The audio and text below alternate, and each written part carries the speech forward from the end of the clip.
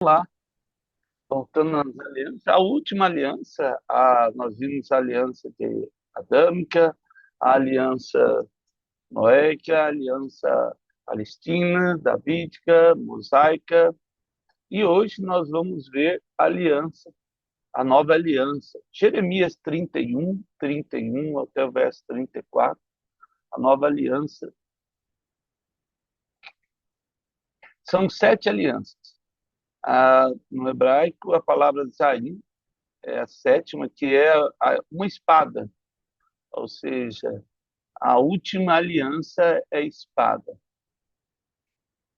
É legal quando a gente olha o hebraico assim, né?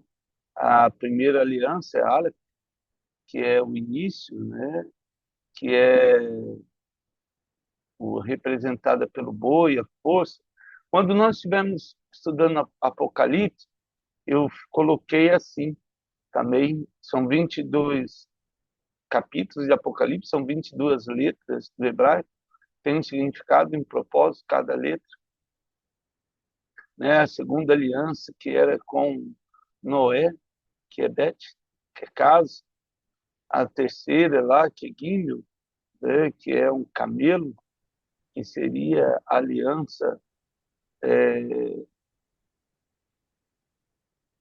abraâmica, que é o caminhar, que é essa resiliência, né?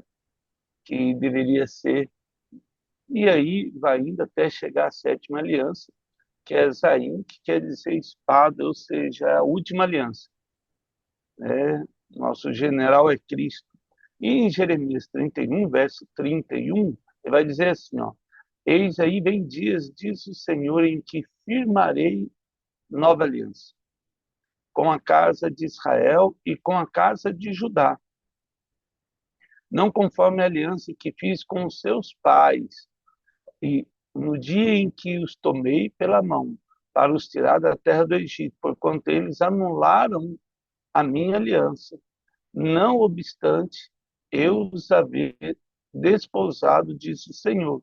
Então, Deus tinha uma aliança com Israel, uma aliança de casamento, desposado, e eles rejeitaram essa aliança, porque esta é a aliança que firmarei com a casa de Israel. Depois daqueles dias, diz o Senhor, na mente lhes imprimirei as minhas leis, também no coração las escreverei, e serei o seu Deus, e eles serão o meu povo.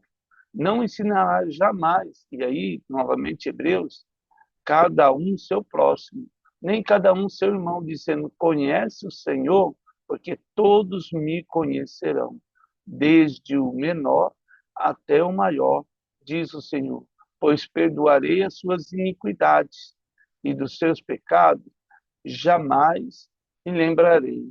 Amém. Nós estamos nessa aliança. Uma coisa bem importante aqui, até ontem assistindo no jornal, as proezas de Netanyahu, que é o primeiro-ministro de Israel, eu estava comentando com meu filho, eu falei, gente, esse homem trabalha mesmo para cumprir as profecias, né? Ele e o Trump, não tem ninguém melhor para cumprir as profecias de Deus, porque eu estava pensando assim, quando você lembra, são 70 semanas, 69 semanas já foram, as 70 semanas tem a ver com Israel, não tem a ver comigo nem com você. A igreja está no meio dela. Tanto é que a última semana de Daniel, a igreja não vai estar aqui, a igreja vai estar arrebatada. A última semana de Daniel é o livro de Apocalipse. Ou seja, o que está ali é a última semana de Daniel, 70ª semana, e a questão do milênio, pós-milênio e a vida eterna. Isso é muito importante porque o trato de Deus é com Israel. Então, Deus agora tem uma nova aliança com todo mundo. Agora não precisa dizer mais você conhece a Deus, porque nós conhecemos a Deus, nós ouvimos, nós oramos. Então hoje eu não tenho um povo chamado Israel, eu tenho um povo chamado cristão. Isso é muito importante, porque todo o judeu que se converte, ele deixa de ser judeu e passa a ser um cristão. Então, toda aquela liturgia, tudo, não tem valor. O que para os judeus, os ortodoxos, os mais, vamos dizer assim, os mais radicais, isso é uma afronta, né? Não guardar o sábado, não eles têm uma pia diferente, né? Para lavar a carne, para lavar a comida, legumes, porco eles não comem, tem tudo isso aí. Lógico que tem vários judeus que tá nem aí para nada, que nem faz diferença. Mas é, quando Jesus retornar, o que vai acontecer? Ele vai buscar a igreja. Aqueles que se converteram vão voltar.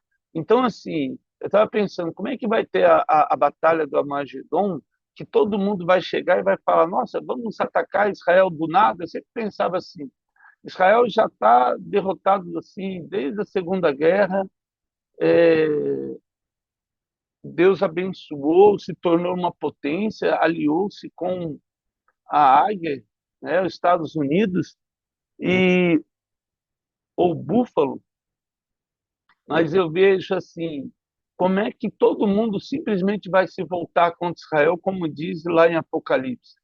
Precisava acontecer alguma coisa. Então, Netanyahu ele está promovendo isso, né? Quando mais de 60 mil pessoas na Palestina foram mortas, agora ele foca no Irã, igual foi a Guerra do Golfo Pérsico, quando o Bush filho lá queria destruir o Iraque lá, que nem foi ele que atacou a Torre Gêmeas, porque disse que tinha bombas de destruição de gás lá. Acabou que até hoje não encontrou essas bombas que ele disse que tinha, né, no Iraque. Destruiu todo o Iraque lá. E agora Israel vai na mesma política, na mesma linha. E lógico que tem poder para destruir, só que agora parece que tem essa questão aí de, né, da Coreia do Norte também, mandar exército. Então, assim, vai chegar no ponto em que tudo está se preparando para a volta de Jesus.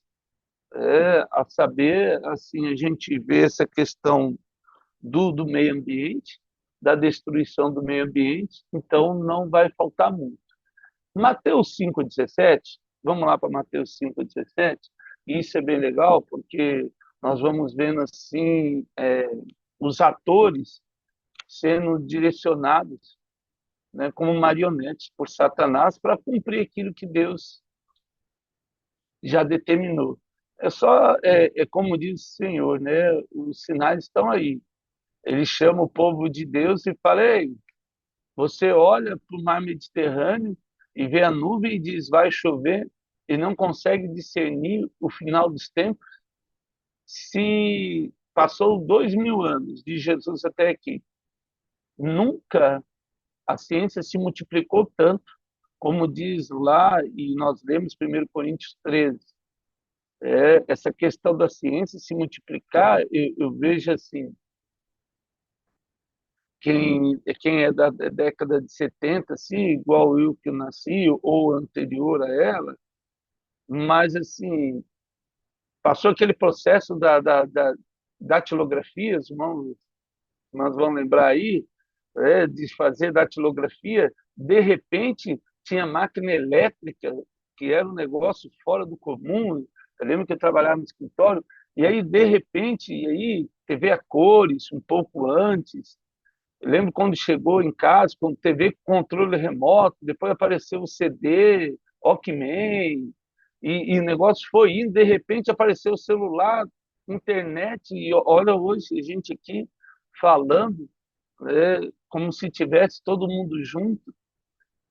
Assim, agora a inteligência artificial, a IA, a ciência, ela se multiplicou de tal maneira. Aí tem a clonagem, a Dolly, quando apareceu lá, o velhinho, Dolly. que foi o primeiro animal ser vivo a ser clonado, o gene do homem foi mapeado, e isso é bem legal, porque a gente vê, é legal assim, né? A gente vê as palavras do Senhor se cumprindo. Mateus verso 5, verso 17, não penseis que vim revogar a lei ou os profetas. Não vim para revogar, vim para cumprir. Então Deus estava ali para cumprir a aliança, o que deveria todo o judeu fazer. Porque, em verdade vos digo, até que o céu e a terra passem, nem o i ou um tio jamais passará da lei, até que tudo se cumpra. E aí, toda a Torá, todas as alianças, elas se cumpriram em Jesus. E elas vão se cumprir. Né? Aquele que violar, pois, um desses mandamentos, lembra que a gente leu os 20 mandamentos, os 10 mandamentos. 20, olha, eu aumentando aqui, já é difícil os 10, né, 20. Aquele, pois, que violar um desses mandamentos, posto que dos menores, e assim ensinar aos homens, será considerado mínimo no reino dos céus. Aquele, porém, que os observar e ensinar, esse será considerado grande no reino dos céus. Porque vos digo que se vossa justiça não excederei muito dos escribas e fariseus, jamais entrarei no reino dos céus. Então, está alguém aqui que é maior do que a lei, Jesus.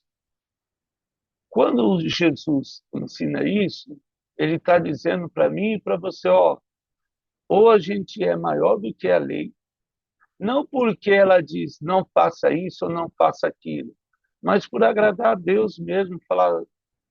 Às vezes a gente não faz as coisas porque sabe quando que é ruim? Vou fazer isso porque é regra, porque é lei, tem que fazer.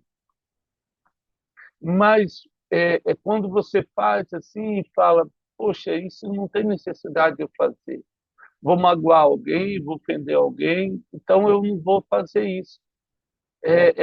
Excedeu muito mais a lei, é muito maior do que a lei. Você não faz porque te agrada às vezes. É, em, em filosofia, direito filosófico, diz assim, tem o que é legal e tem o que é moral, né? A legalidade. Satanás é mestre em legalidade. Os políticos são mestres em legalidade. Tudo que eles fazem tem uma legalidade, porque é lei. Eles se apropriam das leis que eles criam. Mas nem tudo é moral. Ou seja, quando Jesus vem, ele traz a moralidade. Apesar de cumprir a legalidade, Jesus traz a moralidade, ou seja, a humanidade. E isso é muito importante, porque quando eu vejo alguém que precisa de ajuda e eu estendo a mão, eu excedo as leis, a lei que não roubarás, não mentirás, não matarás, não adulterarás, não cobiçarás, honra teu pai e tua mãe. Eu excedo exatamente essas leis quando eu ajudo quem precisa ou estendo a mão. Não é o propósito do cristão dizer, olha, você errou aqui, porque quem errou já sabe onde errou. O que nós precisamos é alguém que estenda a mão, olha, você pode ter errado aqui, mas eu vou estender minha mão para você, para te ajudar a vencer. O propósito de Deus na nossa vida é para ajudarmos as pessoas. Efésios capítulo 2, verso 8 e 9, e ali, esse é o último texto da aliança, é um texto que é muito tremendo, porque ele traz assim, a, a, ele traz uma palavra mais abençoada do que a outra. Efésios, vamos lá, Efésios capítulo 2, verso 8 e 9, porque pela graça sois salvos. Essa é a nova aliança, mediante o que? A fé. Isso não vem de vós, é dom de Deus, ou seja, dom, caris, presente, graça, não das obras, para que ninguém se glorie, pois somos feitura dele, criados, olha só, em Cristo Jesus, para as boas obras, os quais Deus de antemão preparou para que andasse nela. E aí, olha só, agora nós temos uma nova aliança. Quando você, ainda em Efésios, se você, capítulo 1 de Efésios, olha só, isso é tremendo. O verso 3, capítulo 1, verso 3, ele diz assim, ó, bendito Deus Pai, nosso Senhor Jesus Cristo, que nos tem abençoado com toda sorte de bênçãos espirituais nas regiões celestiais, em Cristo, assim como nos escolheu nele antes, olha só, na fundação do mundo, para sermos separados, irrepreensíveis perante ele.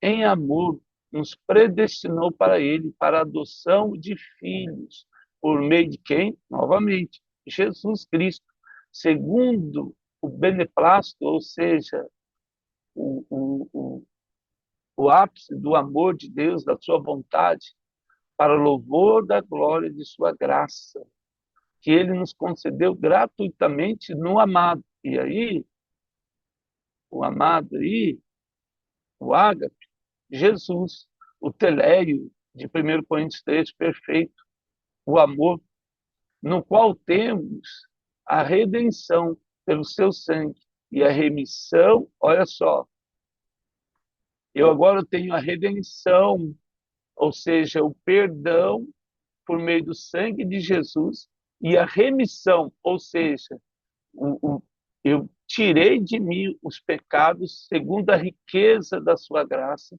que Deus derramou abundantemente sobre nós em toda sabedoria e prudência. E aí ele vai continuando, né, toda sabedoria e prudência, desvendando-nos o mistério da sua vontade, segundo o seu beneplácito, que propuseram em Cristo, de fazer convergir nele, na dispensação da plenitude dos tempos, todas as coisas, tanto as que há no céu, como as que há na terra. Nele digo, no qual também fomos feitos herança, predestinados, ou seja, agora nós temos um destino que se chama o Calvário, predestinado segundo o propósito daquele que faz todas as coisas conforme o conselho da sua vontade, a fim de sermos, para o louvor da sua glória, nós que de antemão esperamos em Cristo, em que também vós, depois que ouviste a palavra da verdade, o evangelho da vossa salvação, tendo nele também crido, foste selado com o Santo Espírito da promessa, o qual é o selo, o penhor da nossa herança, até o resgate da sua propriedade em louvor da sua glória. Até a volta de Jesus, nós estamos selados com toda sorte de bênção nessa aliança. E aí que a gente leu, não vem pelas obras, mas vem pela fé que Jesus nos salvou. Fé em quê? Quando você vai em Romanos, pega a sua Bíblia, e isso é muito importante, porque fala, nossa, mas como assim eu vou ter fé? E aí, Romanos capítulo 10, abra sua Bíblia, o verso 8, e aí, 10, 8, que fé é essa? Exatamente, ó. Porém, que se diz, a palavra está perto da tua boca e do teu coração. Isto é, a palavra da fé que pregamos. E aí, olha só, mas que fé é essa?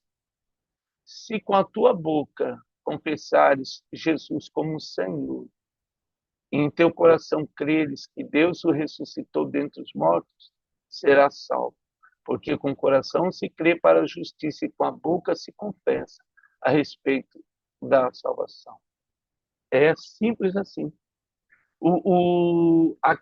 Acreditar que esta palavra que a gente fala ela nos garante a vida eterna, isso é fé. Você é transformado pela palavra do Senhor todos os dias. Nós somos transformados pela palavra do Senhor todos os dias. Ela que nos constrange a querer mudar, a querer transformar a nossa vida, ela que nos constrange a viver um novo caminho com o Senhor, ela que nos constrange a, a querer viver o novo de Deus. E aí, 1 Coríntios 13, ele vai dizer assim, agora permanece a fé, a esperança e o amor. E o maior de todos é o amor. Ou seja, a graça de Jesus é maior do que a fé, é maior do que a esperança. Apesar de termos a esperança da volta do Senhor Jesus, essa esperança está firmada por meio da graça de Cristo. Toda a graça de Deus está voltada na fé, daquilo que Deus fez por nós. Por isso que não existe essa questão como é que nós vamos dizer? A nova aliança, ela está firmada no poder de Jesus, como nós lemos no capítulo 1 de Efésios. Toda a graça de Deus se manifesta no querer de Jesus. E quando que a gente vê isso? E isso é tão importante, porque quando nós lemos, e aí, em 2 Coríntios, gosto muito desse texto, né? Ah, quero só, antes de ler em 2 Coríntios, vamos ler João, olha só, pega João capítulo 10 de João, capítulo 10 de João, o verso 29. Pega João capítulo 10, verso 29, olha só o que diz a palavra do Senhor.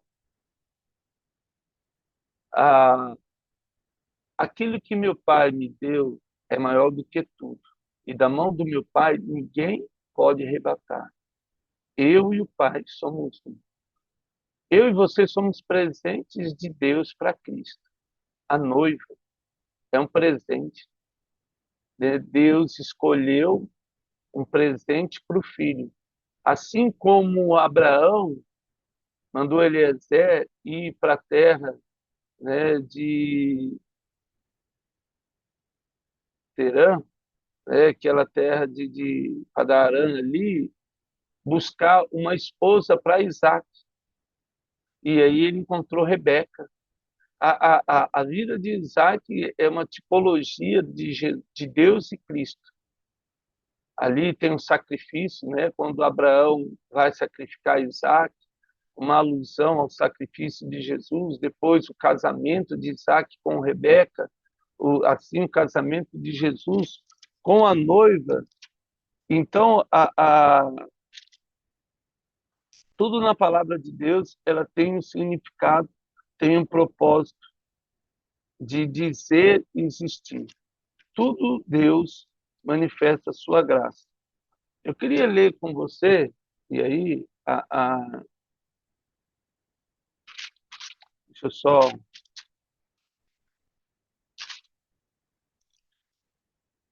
Eu falei Coríntios, mas eu acredito que é Efésios mesmo. Efésios capítulo 3, verso 10. Eu falei Coríntios, mas assim, quando Deus fala ali, e acabamos de ler aqui em Efésios 1, que tudo, se Deus revelou as coisas para nós, olha só, o verso de 10 diz assim, para que pela igreja, ou seja, pela noiva, por mim e por você, a multiforme sabedoria de Deus se torne conhecida. Lembra quando Deus faz uma aliança com Israel, que ele deveria ser o exemplo para o mundo, infelizmente não é? Está longe disso, bem longe de mostrar misericórdia e amor. Jesus ele fala misericórdia e amor. É quando ele fala lá para Samuel, Samuel fala para Saul: acaso Deus se agrada mais de sacrifício ou holocausto que se obedeça à palavra do Senhor? Isaías vai dizer isso: qual o jejum que agrada o Senhor, que solte as ligaduras do oprimido, que cuida das viúvas. E esse era o exemplo que deveria ser Israel, um exemplo de bondade, de misericórdia. E eles não conseguiram fazer isso. Aí Deus vem e chama a igreja, para que pela igreja a multiforme sabedoria de Deus se torne conhecida agora dos principados, potestades nos lugares celestiais, segundo o eterno propósito que o Senhor estabeleceu em Cristo Jesus, nosso Senhor. Olha só, que temos acesso mediante a fé nele. Então, o que nos constrange a caminhar é a fé em Jesus. Isso é tão tremendo porque as pessoas precisam que eu e você oremos por elas e elas sejam curadas, transformadas, resgatadas, restauradas, através de oração, através de jejum, através de santificação. E é isso que deve nos constranger todos os dias a querer isso diante do Senhor, a buscar mais isso na presença de Deus, para que possamos viver o céu na terra. Vai depender disso, dessa atitude, essa postura nossa, né? Essa iniciativa, vamos dizer, essa intencionalidade do cristão. Isso é muito legal, porque olha para Jesus quando ele veio. O que Jesus fez? Jesus ele chega num ponto, o auge do Império Romano, o auge do Império Romano ali, não o auge dele, estava lá crescendo tudo, Júlio César vai começar o Império Romano, ali com Jesus já tinha começado o Império Romano, os generais já tinham tomado conta, mas a gente vê assim, em meio a toda aquela violência, aparece Jesus, que não pegou em arma, só falava do amor de Deus, curava as pessoas, levava o evangelho. Uma coisa que nós devemos entender todos os dias: nós não vamos vencer essa batalha no mundo com as armas do diabo. Não vamos. Se alguém acha que pode vencer o diabo com as próprias armas que o diabo vende, está derrotado. Essa que foi a maior dificuldade dos fariseus na época de Jesus. Eles queriam vencer o Império Romano com as armas do Império Romano, com as armas do diabo. José venceu no Egito porque ele não usou as armas que o Egito lhe oferecia. A saber, Daniel, nós estamos estudando Daniel, ele não venceu na Babilônia com as armas que o diabo lhe oferecia. As comidas que o rei ofereceu para ele, o tipo de vida que o rei ofereceu para Daniel, os amigos dele, Daniel não abriu concessões para se manter vivo. Ele confiou em Deus e Deus preservou a vida dele. João Batista não abriu concessões e perdeu a cabeça por isso, não porque Deus não amava ele. Havia um propósito ali. É que o mundo ensinou que prosperidade tem a ver com questões financeiras. E prosperidade não tem nada a ver com isso.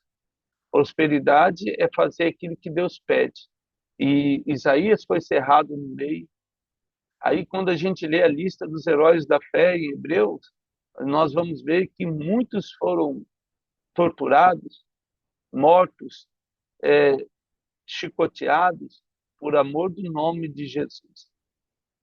E não porque eles eram um Sansão na vida, que vou lá, vou destruir todo mundo. Não era o propósito de Deus nisso. Amém? Foram aí as 7 alianças. Vamos para Daniel 12, o verso 5 de Daniel. Vamos caminhar aí agora daí para o fim do livro de Daniel. E é importante o verso 5 de Daniel. Eu, Daniel, olhei, e eis que estavam em pé outros dois anjos, um do lado do rio e o outro do outro lado. Esse rio aí, provavelmente, é o rio Eufrates. Daniel não descreve o nome do rio, mas provavelmente pela região era o rio Eufrates aí.